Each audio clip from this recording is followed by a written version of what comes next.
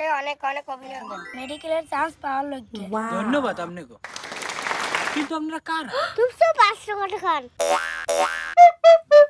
কিন্তু আপনারা কারা? মোরা একটা কোচিং সেন্টার দাইছি।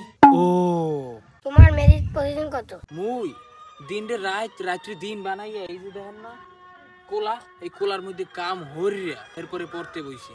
হারা রাত্রির পড়ছি, পড়িয়া হারা বাংলাদেশের মধ্যে মুই 1 নাম্বার হইছি। তোমরা যারা মেডিকেলের চান্স পাইছো তোমাকে জানাই বিনম্র শ্রদ্ধা।